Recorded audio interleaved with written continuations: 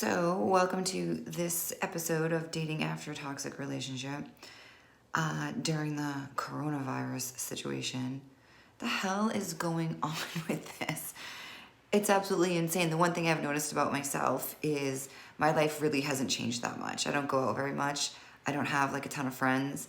I think I've heard from like one or two people since this whole thing has happened. So it's not like my whole life is changing. I'm seeing people are like, I'm eating everything, I'm doing it, and my eating is just fine because I work from home. So I'm just eating the regular stuff, like it's a regular day for me. But I'll tell you what, it's scary. It's like kind of crazy, and it's terrible how like 57 times a day you're getting these emails from these companies you've never really dealt with, and they're like, during this time of uncertainty. Geez, can you make it any worse? Anyway, so today, I don't know, today I think is like more of like a mashup, more of like just things that I've been like thinking about. It seems like right now is a good time for that in our lives, like kind of slow it down, take a step back, think about like a lot of different things and, kind of reflect in a sense, since we can't really go out and like do much and can't really see many people or really talk to many people, which I've noticed like, texting people and stuff like that, I'm still getting the slow ass responses. So I'm like, okay, fucka, I know you're home. Like, what are you doing? It's super interesting how like even that hasn't changed. But a couple things that I've been working on that I'm kind of excited about is I'm launching a new podcast. I don't have a name for it yet. I'm trying to get creative with it. But it's basically short stories. I'm going to be reading short stories, like maybe 30, 40 minutes of the stories that I've written. It's going to be like a weekly series. So I'm kind of excited because I've been writing fiction. I've written 3 fiction stories so far. I'm so psyched because I'm able to take like some of the stuff that I'm lacking in my life and create it in the lives of these characters. Currently, I'm writing an argument between these 2 friends right now. And it's so funny because I'm so interested to see like, oh, where's this going to go? But I'm really enjoying it. So I'm kind of putting that together, figuring out, recording it, putting in the music and the sound effects. It's a little bit different from Audible. Today I sat in my area and read like a couple paragraphs and then deleted it and then read it again. And I was like, oh my gosh. So I need to take some time to really practice my reading. I actually thought about getting rid of my accent. So I looked that up today to see how I can do that. And they say you don't get rid of your accent, you just take on another one. So I think maybe I can take on like maybe a traditional American. I don't know. But we'll figure it out. Anyway, so there'll be more on that when I get more information about that and when I get a little bit of a creative name with it. But as far as the dating after toxic relationship topic goes, I was thinking today, because I've been working with a few clients who are going through, a few things in their own lives. And I think the one thing that we forget to do after either a relationship ends or right before one ends is I think we forget to take accountability. We forget to look at the stuff that we did wrong within that relationship, and we forget to admit to ourselves that we weren't perfect. I think in every relationship, maybe not in every relationship, but there's a good amount of people out there who something will end, whether they end it or not, and what you hear from them is, oh, this is what this person did, and da-da-da, and they talk smack about the other person, but very rarely do you hear someone say, these are the things that I did wrong. This is where I went wrong. This is where I fucked up. And these are the things I need to work on.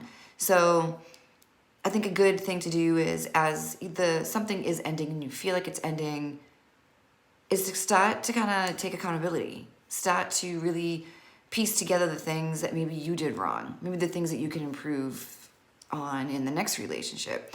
Instead of looking at that other person and saying, well, these are the things that he or she did wrong. I don't want this and I don't want that. Maybe take a look at yourself and be like, okay, like this is where I fucked up. This is where I went wrong. And in my next relationship, I'm going to do it this way. It's better to self-reflect and learn from the mistakes that you made, because you can also learn from the mistakes that like someone else made. maybe you gave too much, or you didn't trust enough, or, you did, whatever it was that you did, and how it was kind of like perceived by the other person. But I think it's a great idea to start taking accountability for your own actions and why something ended, and what either you did to cause that, or to like accelerate that, or things that you could have done to prevent it. And if it's a person that you really don't want to like be without, if you feel like it's starting to kind of take a turn and go downhill, maybe at that point start thinking of the things that you can do to salvage it, and see if it's really something that you want to hold on to. See if it's something where it's like worth it. Like, is this whole thing worth it? Where do I see this going? How do I see this going? Is this a person that I really can see myself with for the rest of my life? And if it is, then do whatever it is that you can do to save what you have. But be realistic about it. Don't tell someone, I know you like girls with short hair, so I'm going to cut off all my hair if you'll just stay with me. That's just stupid. Be realistic. Like, figure out the things that you can do, that you will be able to change long term. Not just something that you can change to hold on to someone so you can have them with you. Something that you can do to change, like, actually long term. If you feel like you need to start seeing someone or start talking to someone, then maybe you do that. You don't even have to tell the person you're doing it, but just start making an effort to do different things. Personally for me, because I always talk about myself in these things, with certain relationships, etc., I know where I went wrong. I do. I'm not stupid. I know where I went wrong. And there are some things I can look back on and I can say, okay, could have done that differently. And how do I prevent it from happening again? So, and your relationship doesn't have to be ending for you to do something like that. Your relationship could be moving right along, and then you realize, kind of fucked that up a little bit, didn't I?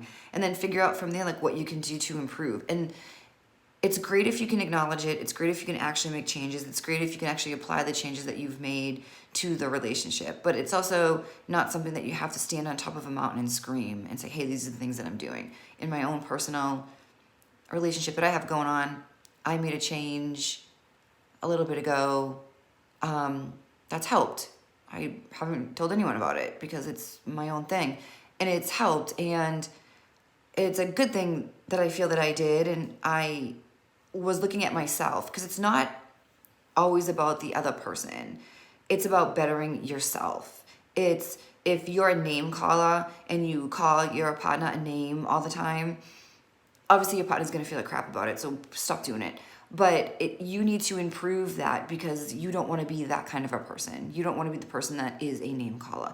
You don't want to be the person that embarrasses your partner in public, because that's not who you want to be. It's a shitty thing to do to him or her, obviously, but it's also, do you want to be that kind of a person? And there are times in my past relationships and current where I'm like, is this like who I want to be? Is this the person that I want to be? And sometimes we mess up to the point where it's too late, and it's like, okay, I don't know that there's any coming back from that. And if there isn't any coming back from that, you have to let the person live their life.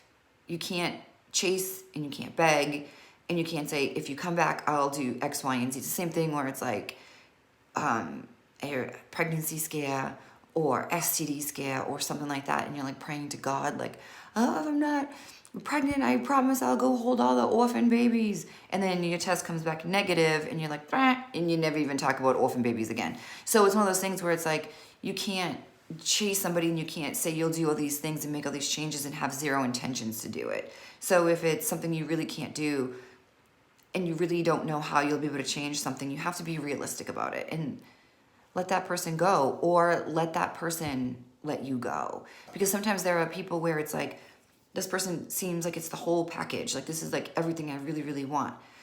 But they're a name caller. And you're just like, I don't want to be called names for the rest of my life. I don't want to be told I'm this or I'm told I'm that. So what do you do about that? Well, sometimes you do have to make that decision and walk away, because it's better for your mental health than anything. Yeah, but they're perfect in all these other ways. But, every 2.5 hours, he or she calls me a slug. I don't know what people call people nowadays. I guess bitch and hooker. I don't know. But, like, is that something you can deal with long term? Be realistic about it, because it's not just you, it's also the other person. So if a person that you are with drives like a crazy person and always hits the sidewalk and does all these things, it's like, it's not a big deal in the grand scheme of things, but damn, it's annoying because you're gonna be in the car with this person a lot. It's not like you're gonna take Ubers everywhere. You're gonna be in the car with them a lot. And not saying that's a deal breaker, but realistically think about the things that you can deal with long term. And of course, sometimes when you have to give someone up because of the negative stuff, I mean, you're also losing the positive stuff, which is what makes it even more difficult. But trying to chase somebody and hold on to somebody just because of the good stuff isn't necessarily the right thing for either one of you, because you have to be realistic about the bad stuff, because the bad stuff is going to be there. And it's, can you suffer well with this person? I know I talk about this a lot, but even like right now in this, time of uncertainty, who can you suffer well with? Are you in a house right now with the person and you just want to freaking kill them, and they're struggling and they're having like a hard time and they're in the backyard crying because it's a terrifying thing to kind of go through, and you're just like, oh my God, what are you doing? Stop crying. This isn't, a reason to cry. Like, can you suffer well with somebody? Are they the one that you want next to you when you get the worst phone call of your life? Are they the one you want to be quarantined with? Are they the one that like you want to lose out on the gym with? Like, these are some hard times. They say before you marry someone, see how they react to a slow internet. And now I guess the whole thing is like, if you want to marry someone, see how they act during coronavirus. But it is scary. And you want to find someone that you can suffer well with. And you want to find someone that can be open and let you in. And it's not always easy. Dating isn't easy. You can find like somebody that's like almost perfect, but not really. But then also it's like, if someone chews too loud, it's not a reason to walk away. Can you deal with that? Yeah, you can. I'll tell you why. Because like, I have a friend who chews so loud and it drives me up a fucking wall. And I cannot stand it. And I remember thinking to myself one day, like, how does anybody live with somebody that eats like that? And then I found out, because after a while, when you love someone, you don't hear it anymore. And somebody else will hear it and be like, oh my God, what is that? And you're like, what is what? You don't hear it anymore. So it's something that is livable. Name calling isn't livable. Obviously abuse isn't livable. Drinking too much, drugs, cheating, all that fun stuff, or being like a robber who robs stores for toilet paper. I mean, that's not a good person to be with either. But it's definitely tough to like figure out like reasons to stay and reasons to go. But if it ends, figure out what your responsibility in the ending was. And even if you say like, oh no, I didn't end it, he ended it, or she ended it. Why'd they end it? You're not gonna sit there and try to convince me that you were extremely perfect in this relationship and you did nothing wrong. You definitely did something that, maybe wasn't like the best things. And there are other times where you're with someone for a few months and they're like, yeah, this just isn't a good fit. Sometimes people are just not a good fit. But if you've been with somebody long term, more than like 6 months or whatever, and it kind of ends, I would really sit there and think like, oh man, what did I do wrong? What did I do wrong? What's my accountability in this? And what did I learn from this? Like, what's my takeaway from this? What's my takeaway from this relationship? What were the good things? What were the bad things? What are the things I would have liked to change in myself? And, what are the things that I really liked that I'd like to continue doing in my next relationship? So a self-discovery after you have ended something or something has been ended is the way to go. Just to really kind of figure out like where you went wrong and how that even happened. And I mean, like, if you're out there dating and you're dating based on like a face, probably not going to end well if it's just a face that you're like dating, because you're not dating someone's face or someone's teeth. You're dating someone's courage, integrity, their motivation, their drive, who they are as a human. Do they kick puppies on the sidewalk? Gosh, I hope not. But it's being with somebody for the right reasons, not just because A, you don't want to be alone, or B, they look good, or C, they make a lot of money. Those are not the right reasons. And if you're that kind of person that wants to be with someone for those reasons, then God bless you, man. I mean, good luck. Happy for you. I am not. I am not that person. Like, I, want the inside stuff. Obviously, the outside stuff is great, but the outside stuff is like whipped cream and like, the extras, the jimmies, that sort of thing, or like the topping on your favorite dessert. The inside is the ooey, the gooey. The inside is what makes you laugh. The inside is what makes you feel safe. The inside is what, keeps you really attracted to the people. It's the point where it's like the face is home to you, where it's like you see that face and you're like, I feel like I'm home. The person that I'm seeing, we went to this area in Austin one day, it was a while ago, 4 or 5 months ago or so, and we were like walking, and it's so funny because like I see him all the time. I essentially see him like every day, whether it's like in person or like FaceTime. And we were like walking, and he's a good looking guy. He's got nice teeth. He has very nice eyebrows, really great nose. He has a really great nose. So all of his features work for his face. All collectively, they make a great face. He has a nice face. So anyway, so we were walking, and these two chicks were walking like toward us, and they were both staring at him, and one of them almost like hit into like a wall or like a pole or something. And I was like, what is her deal? And then I, looked at him, and I'm like, oh, I forgot, that like, to me, his face is home. To me, I see his face and I get like comfort and soothing, and happiness, because seeing him just makes me feel happy. But I forget that like other people look at him and see a super good looking dude. Obviously he's good looking, but he's also home to me.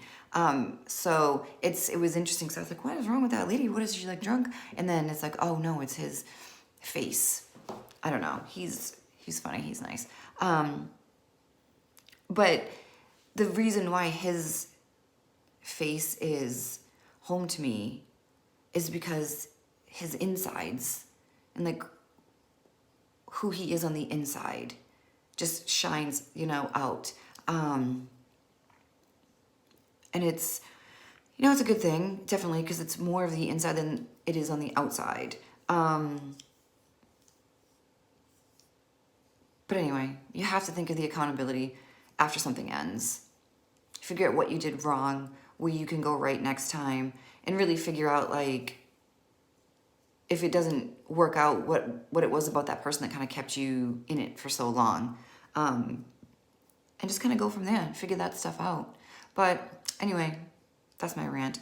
Hopefully this crazy virus goes away soon. Hopefully my new podcast gets a creative fun name and I can release it. But I will be back at some point with another video. So stay safe and stop breathing on people. That's my advice.